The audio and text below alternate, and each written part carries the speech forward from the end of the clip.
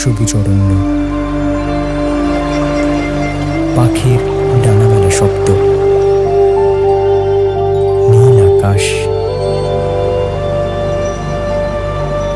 দূষণহীন সমুদ্র।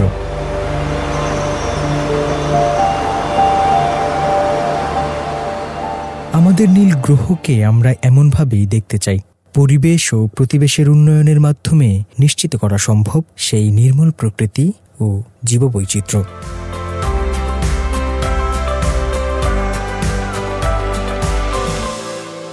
সুপ্রিয় শ্রোতা, মানুষ ও প্রকৃতি অনুষ্ঠান থেকে স্বাগত জানাচ্ছি আমি হোসনে মোবারক সৌরভ।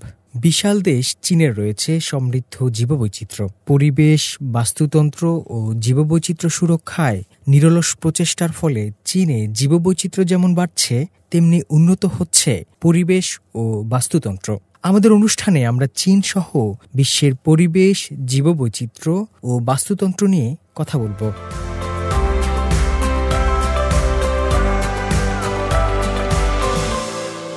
অ্যান্টার্কটিকার রস সাগরে আছে ইনএক্সপ্রেসিবল আইল্যান্ড।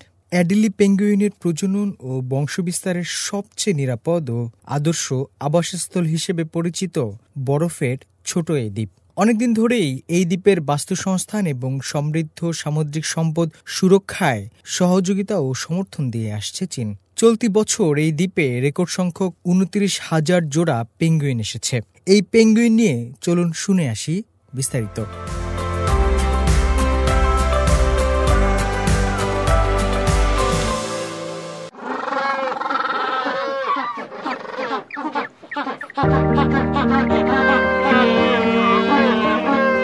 অ্যান্টার্কটিকার রস সাগরের ইনএক্সপ্রেসিবল আইল্যান্ডের নামটি এসেছে দ্বীপটির রহস্যময় এবং মনোমুগ্ধকর প্রকৃতির কারণেই। দ্বীপটি অ্যাডিলি পেঙ্গুইনের বংশবিস্তারের সবচেয়ে নিরাপদ আবাসস্থল। সমৃদ্ধ সামুদ্রিক সম্পদ এবং প্রাচীন বাস্তুসংস্থানের কারণে এই অভয়ারণ্যটি অ্যাডিলি প্রজাতির পেঙ্গুইনের আদর্শ প্রজনন স্থান। ১ কিলোমিটার লম্বা ও প্রায় ৪০০ মিটার চওড়া এই দ্বীপের ভূপৃষ্ঠের পলির উপর গবেষণায় দেখা গেছে অ্যাডিলি পেঙ্গুইনরা ৭,০০০ বছরেরও বেশি সময় ধরে এই দ্বীপে প্রজনন করে আসছে।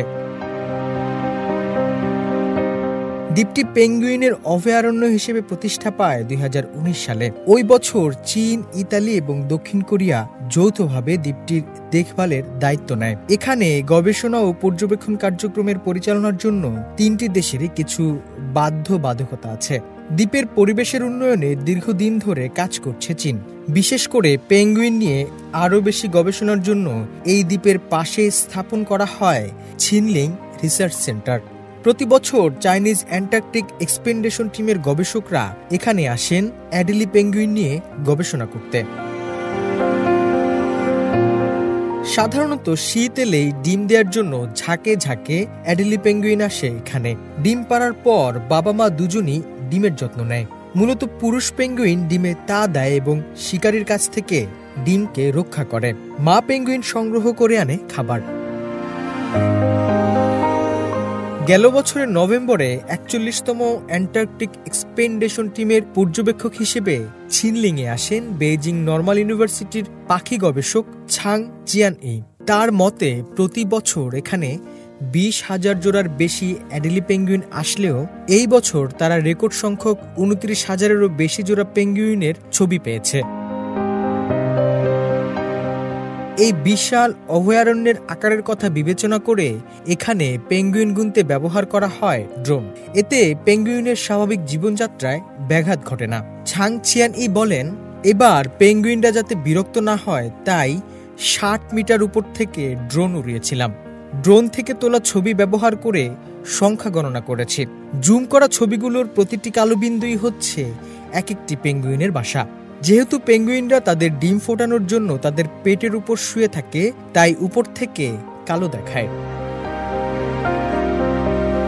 অ্যাডিলি পেঙ্গুইনকে কালো মাথার জন্য সহজেই চেনা যায়। কালো মাথার সাথে সাদা বলয়যুক্ত চোখ এবং ছোট ঠোঁটই তাদের প্রধান বৈশিষ্ট্য।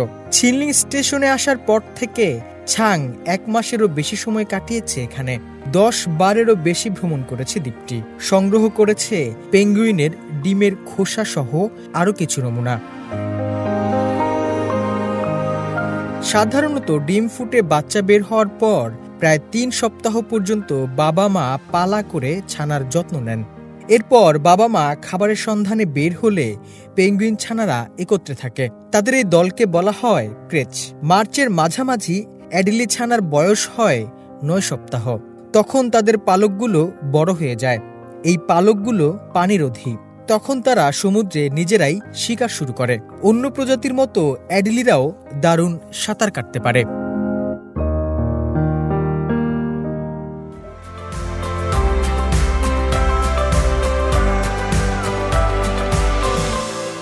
প্রিয় শ্রোতা, আপনারা শুনছেন মানুষ ও প্রকৃতি।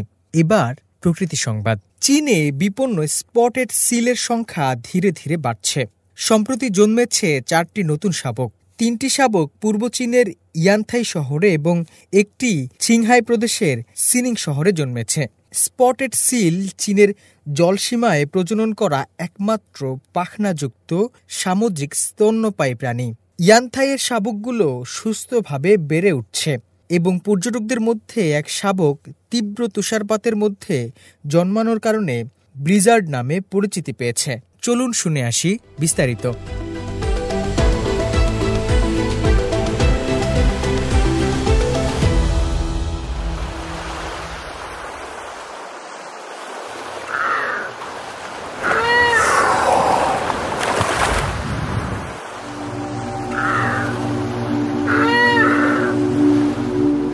চীনে বিপন্ন প্রজাতির স্পটেড সিলের সংখ্যা ধীরে ধীরে বাড়ছে।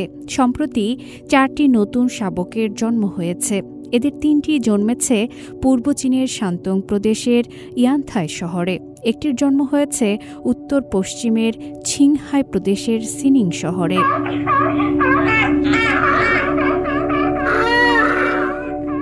চীনের শীর্ষস্তরের জাতীয় সুরক্ষাধীন ফোকা লার্গা, যা স্পটেড সিল নামেও পরিচিত, দেশটির জলসীমায় প্রজনন করা একমাত্র পাখনাযুক্ত সামুদ্রিক স্তন্যপায়ী প্রাণী।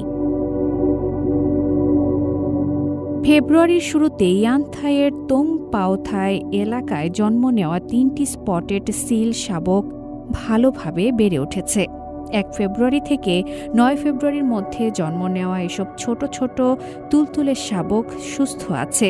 মায়েদের অনুসরণ করে তারা কখনো পানিতে খেলা করে, আবার কখনো তীরে সূর্যের আলো গায়ে মেখে আরাম করে।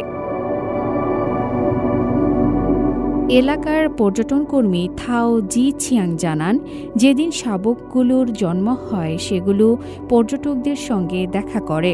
বিশেষ করে দ্বিতীয় শাবকটি ইয়ানথাইয়ের তীব্র তুষারপাতের মধ্যে জন্মায়। পর্যটকরা ওটাকে ব্লিজার্ড নামে ডাকার সিদ্ধান্ত নেয়। এছাড়া গেল সপ্তাহে ছিংহাই শিচাং মালভূমিতে প্রথমবারের মতো কৃত্রিমভাবে প্রজনন করা একটি স্পটেড সিল শাবকের জন্ম হয়েছে সিনিং শহরে।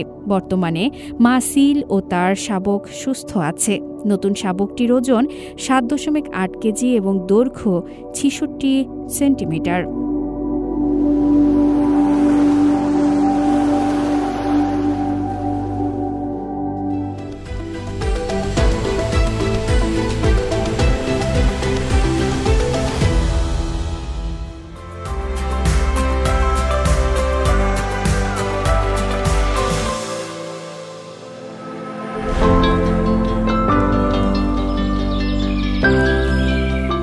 প্রিয় শ্রোতা, আমাদের এই প্রিয় বিশ্বকে বাসযোগ্য করে গড়ে তুলতে প্রত্যেকের রয়েছে কিছু ভূমিকা। আসুন জীববৈচিত্র্য রক্ষায় এগিয়ে আসি। উত্তর গোলার্ধের বিভিন্ন স্থানে এখন শীতকাল চলছে।